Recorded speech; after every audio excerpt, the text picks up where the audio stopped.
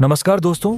Europe लंबे समय से खुद को वैश्विक फूड इंडस्ट्री का एक सशक्त और परिष्कृत केंद्र मानता रहा है, लेकिन इस पूरी व्यवस्था की नींव में कहीं न कहीं भारतीय मसालों की खुशबू रची बसी है। सदियों पहले जब यूरोप के व्यापारी समुद्री रास्तों से मसालों की तलाश में एशिया आए थे, तब से लेकर आज तक भारत उनके स्वाद, उनकी रेसिपी और उनके किचन का अहम हिस्सा बना हुआ है। चाहे इटली का पास्ता हो, फ्रांस की सॉस हो, जर्मनी की सॉसेज हो या ब्रिटेन का करी कल्चर, इन सब में भारतीय मसालों की मौजूदगी किसी न किसी रूप में साफ दिखाई देती है। ऐसे में जब यूरोप के कुछ देशों, खासकर नीदरलैंड ने अचानक भारत से आने वाले मसालों की कई खेप को अपने बॉर्डर पर रोकने का फैसला लिया, तो यह कदम सिर्फ एक प्रशासनिक या तकनीकी निर्णय नहीं रहा, बल्कि उसने वैश्विक मसाला व्यापार में एक नई बहस को जन्म दे दिया। यह ऐसा फैसला था जिसने न केवल भारत के निर्यातकों को चौंकाया, बल्कि खुद यूरोप की फूड इंडस्ट्री के भविष्य पर भी सवाल खड़े कर दी। यह फैसला जितना अचानक था, उतना ही सख्त भी। जिन भारतीय मसालों की खेप यूरोपीय पोर्ट तक पहुंच चुकी थी, उन्हें भी जांच के नाम पर रोक दिया गया। महीनों की मेहनत, किसानों की फसल, प्रोसेसिंग यूनिट्स की तैयारी और लॉजिस्टिक्स की पूरी चेन, सब कुछ एक झटके में अटक गया। यूरोपीय अधिकारियों ने फूड सेफ्टी और क्वालिटी स्टैंडर्ड्स का हवाला देते हुए यह कदम उठाया, लेकिन जिस तरह से पूरे सिस्टम को अचानक रोक दिया गया, उसने यह संकेत जरूर दिया कि अब भारतीय मसालों को यूरोपीय बाजार में आसानी से एंट्री नहीं मिलने वाली। यह स्थिति ठीक वैसी ही है जैसे किसी मेहमान को घर के दरवाजे तक बुलाकर अचानक कह दिया जाए कि पहले सख्त जांच होगी, फिर तय करेंगे कि अंदर आने देना है या नहीं। सवाल यह नहीं है कि जांच होनी चाहिए या नहीं, सवाल यह है कि क्या यह जांच संतुलित, पारदर्शी और व्यावहारिक है। यूरोप शायद यह भूल रहा है कि उसकी अपनी फूड इंडस्ट्री किस हद तक भारतीय मसालों पर निर्भर है। हल्दी, जीरा, धनिया, लाल मिर्च, इलायची, काली मिर्च, ये सिर्फ मसाले नहीं हैं, बल्कि यूरोपीय फूड प्रोसेसिंग इंडस्ट्री के लिए कच्चा माल है। Ready to eat meals, sauce, marination, frozen food, snacks और यहां तक कि हेल्थ सप्लीमेंट्स तक में इन मसालों का इस्तेमाल होता है। भारतीय मसाले न केवल स्वाद देते हैं, बल्कि उनकी औषधीय और एंटीओक्सीडेंट खूबियां भी यूरोप के हेल्थ कॉन्शियस कंज्यूमर को आकर्षित करती हैं। ऐसे में अगर इन मसालों की सप्लाई में लगातार रुकावट आती रही, तो इसका सीधा असर यूरोप की प्रोडक्शन कॉस्ट, सप्लाई चेन और कंज्यूमर प्राइस पर पड़ेगा। यानी जो फैसला आज भारत को दबाव में लाने के लिए लिया गया लगता है, वही फैसला कल यूरोप की फूड इंडस्ट्री के लिए सिरदर्द बन सकता है। दूसरी तरफ भारत अब पहले वाला भारत नहीं है जो सिर्फ एक या दो बाजारों पर निर्भर रहता था। बीते कुछ सालों में भारत ने अपने मसाला निर्यात को लेकर रणनीतिक बदलाव किए हैं। Middle east, south east Asia, Africa और खास तौर पर अमेरिका जैसे बाजारों में भारतीय मसालों की मांग तेजी से बढ़ी है। इन क्षेत्रों में न केवल भारतीय डायस्पोरा की वजह से, बल्कि लोकल कंज्यूमर के बीच भी इंडियन फ्लेवर का क्रेज लगातार बढ़ रहा है। भारतीय रेस्टोरेंट्स, स्ट्रीट फूड कॉन्सेप्ट्स और होम कुकिंग ट्रेंड्स ने इन बाजारों में मसालों की खपत को नई ऊंचाइयों पर पहुंचा दिया है। भारत ने भी इस मौके को पहचाना है और क्वालिटी अपग्रेड, पैकेजिंग इनोवेशन और सप्लाई चेन डाइवर्सिफिकेशन पर जोर दिया है। इसका नतीजा यह है कि अब भारत के पास विकल्प हैं, ऐसे विकल्प जिनकी वजह से वह किसी एक बाजार के फैसलों से पूरी तरह बंधा हुआ नहीं है। यूरोप के इस फैसले का एक मनोवैज्ञानिक पहलू भी है। वैश्विक व्यापार में जब कोई बड़ा खरीदार सख्ती दिखाता है, तो उसका मकसद अक्सर सप्लायर पर दबाव बनाना होता है, या तो कीमतों को लेकर, या स्टैंडर्ड्स को लेकर, या फिर जियोपॉलिटिकल संकेत देने के लिए। लेकिन यहां स्थिति थोड़ी अलग है। भारत मसालों के मामले में सिर्फ एक सप्लायर नहीं है, बल्कि वह इस सेक्टर का लीडर है। दुनिया के सबसे बड़े मसाला उत्पादक और निर्यातकों में भारत का नाम सबसे ऊपर आता है। ऐसे में अगर यूरोप यह मानकर चल रहा है कि भारत के पास कोई और रास्ता नहीं है, तो यह एक रणनीतिक भूल साबित हो सकती है, क्योंकि जैसे जैसे भारत नए बाजारों में अपनी पकड़ मजबूत करेगा, वैसे वैसे यूरोप की नेगोशिएशन पावर कमजोर होती जाएगी। इस पूरे घटनाक्रम में सबसे अहम बात यह है कि वैश्विक मांग अब सिर्फ स्वाद तक सीमित नहीं रही। आज का consumer traceability, sustainability and ethical sourcing को भी महत्व देता है। भारत ने इस दिशा में भी धीरे धीरे लेकिन ठोस कदम उठाए हैं। ऑर्गेनिक मसालों की खेती, फेयर ट्रेड प्रैक्टिसेस और टेक्नोलॉजी बेस्ड ट्रैकिंग सिस्टम्स ने भारतीय मसालों की साख को और मजबूत किया है। अगर यूरोप इन प्रयासों को नजरअंदाज कर सिर्फ सख्ती के रास्ते पर चलता है, तो वह खुद को एक ऐसे दौर में खड़ा कर लेगा जहां सप्लाई कम और डिमांड ज्यादा होगी। और जब ऐसा होता है तो बाजार हमेशा सप्लायर के पक्ष में झुकता है। यूरोप को यह भी समझना होगा कि मसालों का विकल्प रातों रात नहीं ढूंढा जा सकता। वियतनाम, इंडोनेशिया या कुछ अफ्रीकी देशों से मसाले जरूर आते हैं, लेकिन भारतीय मसालों की विविधता, फ्लेवर प्रोफाइल और व्यसन और वॉल्यूम का मुकाबला करना आसान नहीं है। भारतीय उपमहाद्वीप की जलवायु, मिट्टी और सदियों पुरानी खेती की परंपरा ने जो स्वाद विकसित किया है, वह किसी एक फैसले से रिप्लेस नहीं किया जा सकता। यही वजह है कि दुनिया के भी देश पहले से ही भारत के मसालों की डिमांड लेकर कतार में खड़े हैं। यह कतार सिर्फ बिजनेस की नहीं, बल्कि भरोसे की भी है। उस भरोसे की जो भारत ने सालों की सप्लाई, क्वालिटी और कंसिस्टेंसी से कमाया है। आखिर में सवाल यही है कि इस सख्ती से किसका नुकसान ज्यादा होगा? भारत के लिए यह एक चुनौती जरूर है, लेकिन साथ ही यह एक अवसर भी है अपने निर्यात को और ज्यादा विविध बनाने का, नए बाजारों में गहराई तक जाने का और अपने brand made in India spices को वैश्विक पहचान देने का। वहीं यूरोप के लिए यह फैसला एक चेतावनी की तरह है। अगर उसने समय रहते संतुलन नहीं बनाया, तो हो सकता है कि आने वाले वर्षों में उसे भारतीय मसाले पहले जैसी आसानी से न मिले। तब शायद यूरोप को यह एहसास होगा कि जिस खुशबू ने उसके किचन को सदियों तक जिंदा रखा, उसे दरवाजे पर रोकना कितनी बड़ी रणनीतिक गलती थी। यूरोप एक ऐसा बाजार है जिसका काम भारतीय मसालों के बिना चल ही नहीं सकता। लेकिन हाल ही में यूरोप के कुछ देशों ने, खासकर नीदरलैंड ने अचानक बड़ा फैसला लेते हुए भारत से आने वाले मसालों की कई खेप को बॉर्डर पर रोक दिया है। कहने का मतलब यह है कि जिन भारतीय मसालों की खुशबू से यूरोप के किचन चलते हैं, अब उन्हीं मसालों को यूरोप के मार्केट में एंट्री देने से मना किया जा रहा है।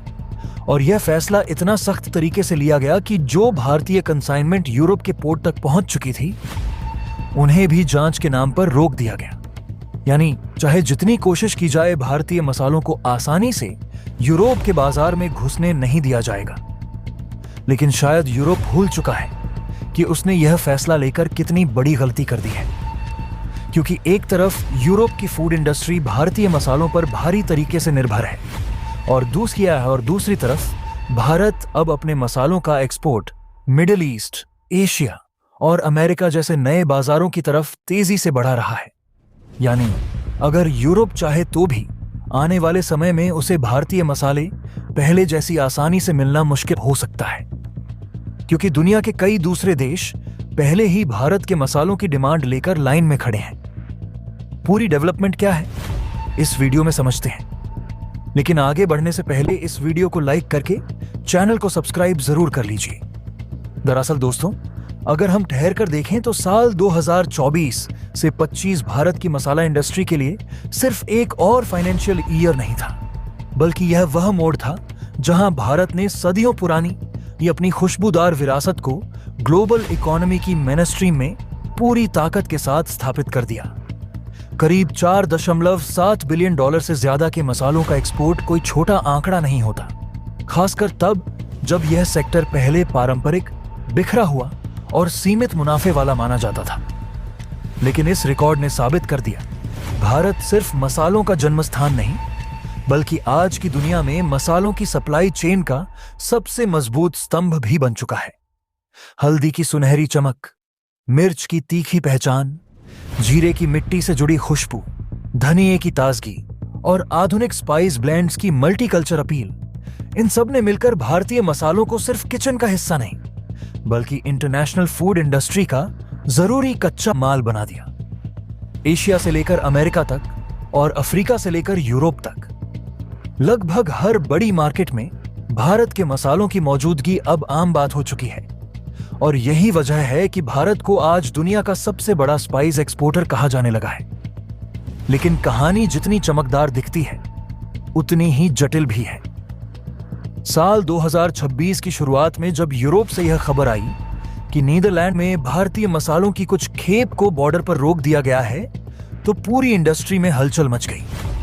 पहली नजर में वजह बेहद टेक्निकल और सामान्य लगती है, फूड सेफ्टी टेस्टिंग।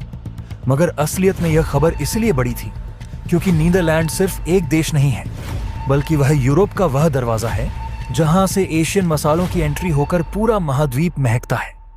खासकर रॉटरडैम पोर्ट, जिसे यूरोप का सबसे बड़ा और सबसे व्यस्त बंदरगाह माना जाता है, वही हब है जहां भारतीय मसालों की खेप उतरकर आगे जर्मनी, फ्रांस, इटली और स्पेन जैसे देशों तक पहुंचती है। यानी अगर यहां कोई रुकावट आती है तो उसका असर सिर्फ एक खेप या एक एक्सपोर्टर तक सीमित नहीं रहता, बल्कि पूरी यूरोपियन फूड सप्लाई चेन पर पड़ता है। यूरोपियन यूनियन हर साल लाखों टन मसालों का आयात करता है और इस इंपोर्ट में भारत की हिस्सेदारी सबसे बड़ी मानी जाती है। खासतौर पर हल्दी जैसे मसाले में तो यूरोप की निर्भरता भारत पर इतनी ज्यादा है कि कुल ईयू इंपोर्ट का लगभग 70 से 75% हिस्सा भारत से ही आता है। इसका मतलब यह है कि अगर किसी वजह से भारत की सप्लाई धीमी हो जाए, चाहे वह फूड सेफ्टी टेस्टिंग हो, रेगुलेटरी बदलाव हो या लॉजिस्टिक अड़चनें, तो उसका असर सीधे यूरोप के फूड मैन्युफैक्चरर्स की प्रोडक्शन लाइन पर दिख सकता है। Ready to eat meals, sausage, soup, sauce, Ayurvedic और न्यूट्रास्यूटिकल प्रोडक्ट्स, इन सब में इस्तेमाल होने वाली हल्दी अचानक अगर समय पर ना पहुंचे तो फैक्ट्रियों को या तो प्रोडक्शन रोकना पड़ेगा या फिर ज्यादा महंगे विकल्प तलाशने होंगे, जो हर कंपनी के लिए संभव नहीं होता। यहीं से यह मुद्दा सिर्फ ट्रेड का नहीं बल्कि स्ट्रैटेजिक सप्लाई सिक्योरिटी का बन जाता है। यूरोप लंबे समय से फूड सेफ्टी स्टैंडर्ड्स के मामले में दुनिया का सबसे सख्त रीजन माना जाता है। Pesticide residue, heavy metal content, microbiological safety, हर चीज के लिए तय लिमिट्स हैं और इन लिमिट्स को लेकर किसी भी तरह का समझौता नहीं किया जाता। लेकिन सवाल यह भी उठता है कि जब भारत सालों से यूरोप को मसाले सप्लाई कर रहा है और वही सप्लाई अब तक सुरक्षित मानी जाती रही है, तो अचानक इतनी सख्ती क्यों? इंडस्ट्री एक्सपर्ट्स का मानना है कि यह सिर्फ हेल्थ का मामला नहीं बल्कि बदलते जियोपॉलिटिकल और इकोनॉमिक बैलेंस का संकेत भी हो सकता है। जैसे जैसे भारत का एक्सपोर्ट पावर बढ़ रहा है, वैसे वैसे रेगुलेटरी स्क्रूटनी भी तेज हो रही है ताकि सप्लाई पर कंट्रोल और बार्गेनिंग पावर बनी रहे। इस पूरे घटनाक्रम ने भारत की मसाला इंडस्ट्री को एक तरह का वेकअप कॉल दे दिया है। अब सिर्फ ज्यादा एक्सपोर्ट करना ही काफी नहीं है, बल्कि यह साबित करना भी जरूरी है कि भारतीय मसाले क्वालिटी, ट्रेसेबिलिटी और सस्टेनेबिलिटी के मामले में दुनिया के सबसे ऊंचे मानकों पर खरे उतरते हैं। फार्म लेवल से लेकर प्रोसेसिंग यूनिट, पैकेजिंग और शिपिंग तक हर स्टेज पर टेक्नोलॉजी, टेस्टिंग और डॉक्यूमेंटेशन को मजबूत करना होगा। अच्छी बात यह है कि भारत के पास यह क्षमता है। देश में आधुनिक spice parks, export oriented units और अंतर्राष्ट्रीय लैब्स की संख्या लगातार बढ़ रही है। चुनौती बस इतनी है कि छोटे और मिड साइज एक्सपोर्टर्स को भी इस सिस्टम में पूरी तरह शामिल किया जाए, ताकि किसी एक कमजोर कड़ी की वजह से पूरी इंडस्ट्री की साख पर सवाल न उठे। अगर बड़े परिप्रेक्ष्य में देखें तो नीदरलैंड बॉर्डर पर रोकी गई खेप कोई अंत नहीं बल्कि एक चेतावनी है। यह याद दिलाने वाला पल है कि भारत की मसाला इंडस्ट्री अब लोकल या रीजनल नहीं रही, बल्कि वह ग्लोबल फूड सिस्टम का अभिन्न हिस्सा बन चुकी है। जब आपकी हल्दी से यूरोप की फैक्ट्रियां चलती हैं और आपकी मिर्च से उनके सॉस बनते हैं, तो जिम्मेदारी भी उसी स्तर की हो जाती है।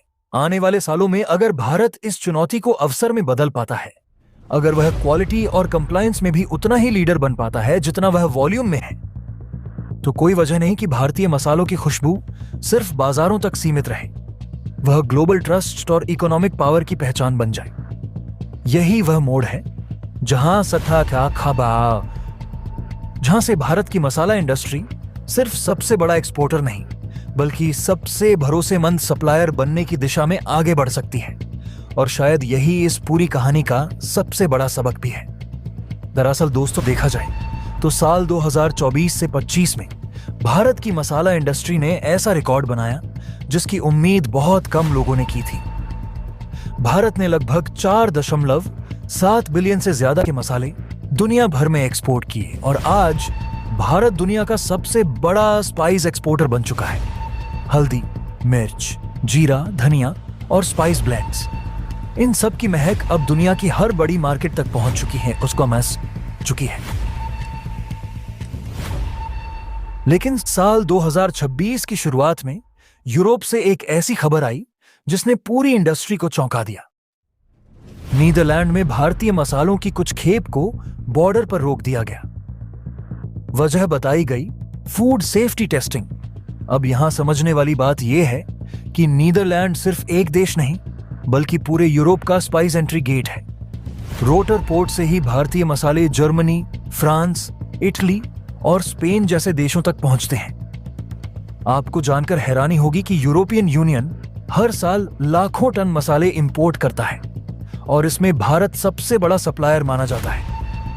हल्दी जैसे मसालों में तो यूरोप की डिपेंडेंसी इतनी ज्यादा है कि ईयू इंपोर्ट्स का लगभग 70 से 75% हिस्सा भारत से आता है। यानी अगर भारत की सप्लाई धीमी हो जाए तो यूरोप के फूड मैन्युफैक्चरर्स की प्रोडक्शन लाइन तक प्रभावित हो सकती है। यूरोप की सबसे बड़ी समस्या यही है कि वह खुद मसाले पैदा नहीं कर सकता।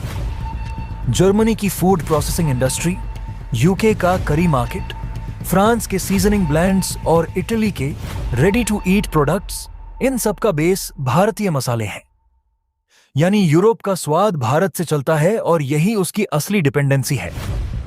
लेकिन लगातार भारतीय मसालों की शिपमेंट्स को रोकना या एक्स्ट्रा टेस्टिंग में डालना यूरोप के लिए उल्टा पड़ सकता है, क्योंकि साल 2023 से 2026 के बीच भारत ने अपने एक्सपोर्ट्स का फोकस तेजी से मिडिल ईस्ट और साउथ ईस्ट एशिया की तरफ बढ़ाना शुरू कर दिया है।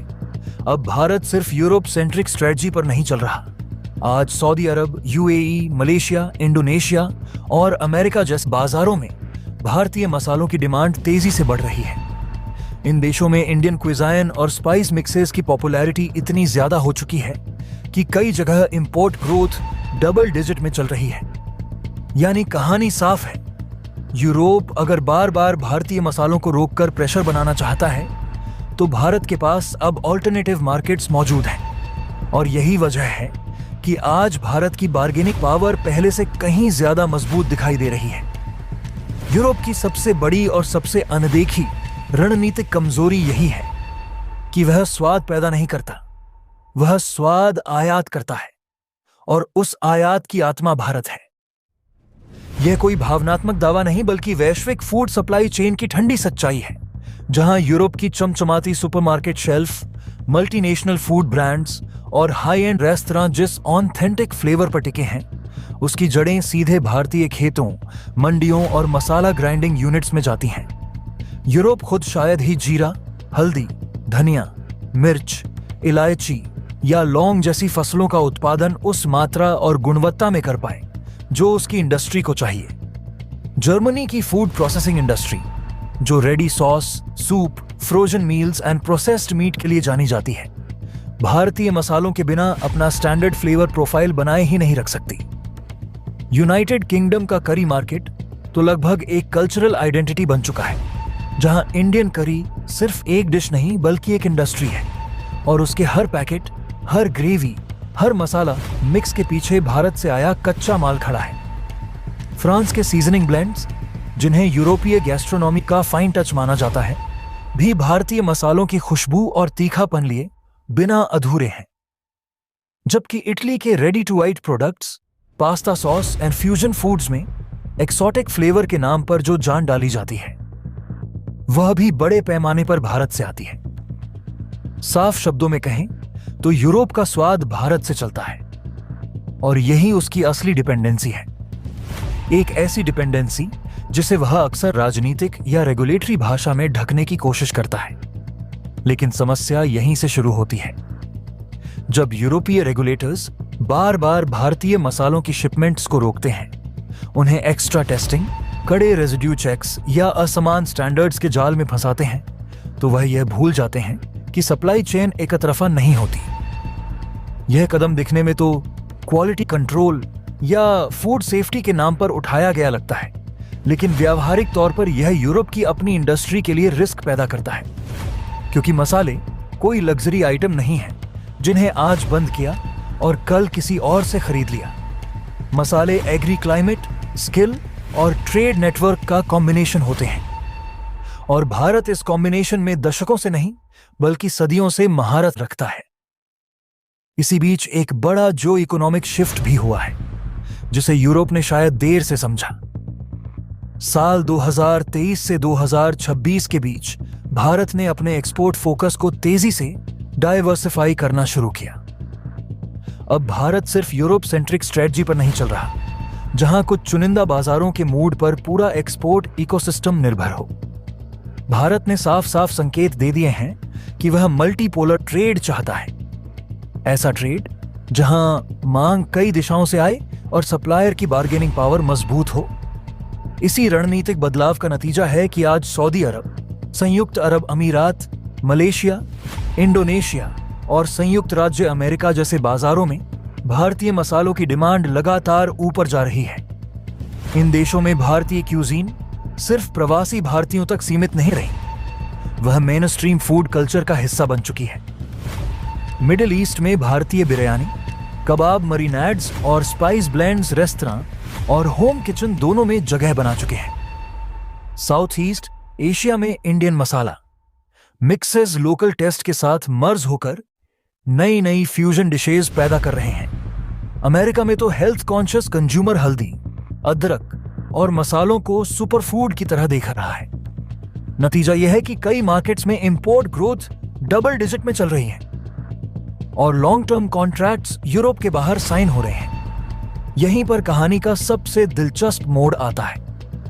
जब यूरोप भारतीय मसालों पर रेगुलेटरी प्रेशर बनाकर यह सोचता है कि वह सप्लायर को लाइन पर ला सकता है, तब वह असल में अपनी ही नेगोशिएटिंग पोजीशन कमजोर कर रहा होता है। क्योंकि भारत अब ऐसे दौर में है जहां नो सिंगल मार्केट रिस्क उसकी एक्सपोर्ट फिलॉसफी बन चुकी है। अगर एक दरवाजा आंशिक रूप से बंद होता है तो 5 दूसरे दरवाजे खुले हैं, और वे दरवाजे सिर्फ खुले ही नहीं बल्कि तेजी से बढ़ते हुए हैं। यह बदलाव सिर्फ नंबरों का खेल नहीं है, यह माइंडसेट का बदलाव है। भारतीय एक्सपोर्टर्स अब यूरोप को डिफॉल्ट डेस्टिनेशन नहीं बल्कि एक ऑप्शन की तरह देखते हैं। इससे पावर बैलेंस बदलता है। पहले जहां यूरोपीय बायर्स शर्तें तय करते थे, अब भारतीय सप्लायर्स भी शर्तों पर बात करने लगे हैं। क्वालिटी के साथ साथ प्राइसिंग, लॉजिस्टिक्स और लॉन्ग टर्म स्टेबिलिटी पर। इस पूरे परिदृश्य में सबसे बड़ी विडंबना यह है कि यूरोप जिस रणनीति को दबाव बनाने का हथियार समझता है, वही रणनीति उसे लंबे समय में नुकसान पहुंचा सकती है। मसालों की सप्लाई में अनिश्चितता का मतलब है फूड प्रोसेसिंग इंडस्ट्री में कॉस्ट बढ़ना, प्रोडक्ट लॉन्च में देरी होना और कंज्यूमर प्राइस पर असर पड़ना। और जब वही मसाले दूसरे बाजारों में आसानी से और तेजी से जा रहे हों, तो सप्लायर के लिए प्राथमिकता तय करना मुश्किल नहीं रहता। यही वजह है कि आज भारत की बार्गेनिंग पावर पहले से कहीं ज्यादा मजबूत दिखाई दे रही है। यह ताकत किसी आक्रामक बयानबाजी से नहीं बल्कि शांत स्ट्रैटेजिक डाइवर्सिफिकेशन से आई है। कहानी साफ है, यूरोप अगर बार बार भारतीय मसालों को रोककर दबाव बनाने की कोशिश करेगा, तो भारत के पास अब विकल्प है, और जब विकल्प होते हैं तब असली ताकत पैदा होती है। कहानी शुरू होती है साल 1498 से, जब समुद्री रास्ते से पहली बार भारतीय मसालों की खुशबू सीधे यूरोप पहुंची थी। सदियों पहले यही मसाले दुनिया को भारत तक खींच लाए थे, और आज 500 साल बाद भारत फिर से ग्लोबल स्पाइस ट्रेड का केंद्र बन चुका है। आज भारत की मसाला इंडस्ट्री की वैल्यू अरबों डॉलर में पहुंच चुकी है, और भारत दुनिया के 180 से ज्यादा देशों को मसाले भेज रहा है। जब भी किसी देश को कंसिस्टेंट क्वालिटी, क्वांटिटी और मल्टीपल वैरायटीज चाहिए होती हैं, तो सबसे पहले नजर भारत की तरफ जाती है। अगर टोटल वॉल्यूम की बात करें तो हर साल लगभग 1.5 मिलियन टन से ज्यादा मसाले एक्सपोर्ट करता है। दुनिया के food brands, package food companies आए हैं, रेस्टोरेंट चेन्स सभी इंडियन स्पाइस सप्लाई चेन पर डिपेंड करते हैं। कोविड के समय यानी 2020 से 21 में जब ग्लोबल सप्लाई चेन धीमी हुई, तब कई देशों में मसालों की कीमतें अचानक बढ़ गईं। उस समय बायरस ने फिर भारत की तरफ रुख किया, क्योंकि इतनी वैरायटी और स्केल किसी और देश के पास नहीं था। अब बात करते हैं कंपटीशन की। चाइना, वियतनाम और इंडोनेशिया जैसे देश स्पाइस मार्केट में भारत के सामने खड़े जरूर हैं, लेकिन वे मोस्टली सिंगल कैटेगरी सप्लायर्स हैं। जैसे वियतनाम पेपर में स्ट्रांग है, चाइना जिंजर में, जबकि भारत एक साथ टर्मरिक, चिली, क्यूमिन, कोरिएंडर, करी ब्लेंड्स और स्पाइस ऑनियल्स तक पूरा बास्केट देता है, और यही उसे सबसे अलग बनाता है। भारत की बड़ी कंपनियां जैसे एमएडीएच और एवरेस्ट ग्लोबल लेवल पर काम करती हैं। कहानी शुरू होती है साल 1498 से, जब समुद्री रास्तों को चीरता हुआ एक जहाज केरल के तट पर आकर रुका, और उसके साथ ही यूरोप तक पहली बार सीधे भारतीय मसालों की खुशबू पहुंची। यह वही ऐतिहासिक क्षण था जब वास्को डी गामा भारत पहुंचे और दुनिया की भूख सिर्फ खाने की नहीं बल्कि स्वाद, खुशबू और कारोबार की भूख हमेशा के लिए बदल गई। सदियों पहले जिन मसालों ने दुनिया को भारत की तरफ खींच लाया था, आज करीब 500 साल बाद वही भारत फिर से ग्लोबल स्पाइस ट्रेड का निर्विवाद केंद्र बन चुका है। फर्क सिर्फ इतना है कि तब जहाजों में लदे मसाले शाही रसोई और औपनिवेशिक ताकतों की दौलत थे, और आज वही मसाले दुनिया के हर सुपरमार्केट, हर पैकेट फूड, हर फाइन डाइनिंग रेस्टोरेंट और हर घर की किचन का हिस्सा हैं। आज भारत की मसाला इंडस्ट्री की वैल्यू अरबों डॉलर में पहुंच चुकी है, और भारत दुनिया के 180 से भी ज्यादा देशों को मसाले एक्सपोर्ट करता है, जिससे यह सिर्फ एक एग्रीकल्चरल सेक्टर नहीं बल्कि एक स्ट्रैटेजिक ग्लोबल इंडस्ट्री बन चुकी है। जब भी किसी देश, फूड ब्रांड या मल्टीनेशनल कंपनी को कंसिस्टेंट क्वालिटी, भरोसेमंद क्वांटिटी और एक साथ कई वैरायटीज की जरूरत होती है, तो सबसे पहले नजर भारत की तरफ जाती है, क्योंकि भारत अकेला ऐसा देश है जो फार्म लेवल से लेकर प्रोसेसिंग, ब्लेंडिंग, पैकेजिंग और शिपिंग तक पूरी वैल्यू चेन पर कंट्रोल रखता है। अगर टोटल वॉल्यूम की बात करें तो हर साल भारत लगभग 1.5 मिलियन टन से ज्यादा मसाले एक्सपोर्ट करता है, जो इसे दुनिया का सबसे बड़ा स्पाइस एक्सपोर्टर बनाता है। और यही वजह है कि दुनिया के बड़े बड़े फूड ब्रांड्स, पैकेज्ड फूड कंपनियां और international restaurant chains Indian spice supply chain पर भारी रूप से डिपेंड करती हैं। भारत के मसालों की सबसे बड़ी ताकत सिर्फ मात्रा नहीं बल्कि विविधता है। उत्तर भारत के धनिया और जीरे से लेकर दक्षिण के काली मिर्च और इलायची तक, पूर्व की तेजपत्ता और पश्चिम के लाल मिर्च तक, हर जलवायु, हर मिट्टी और हर पारंपरिक ज्ञान ने मिलकर भारत को मसालों का एक जीता जागता इकोसिस्टम बना दिया है। कोविड के समय यानी 2020 से 2021 के बीच, जब ग्लोबल सप्लाई चेन लगभग ठहर सी गई थी, शिपिंग कॉस्ट बढ़ गई थी और कई देशों में मसालों की कीमतें अचानक आसमान छूने लगी थीं, तब एक बार फिर दुनिया ने भारत की अहमियत को महसूस किया, क्योंकि उस समय भी इतनी वैरायटी, इतनी स्केल और इतना बैकअप किसी और देश के पास नहीं था।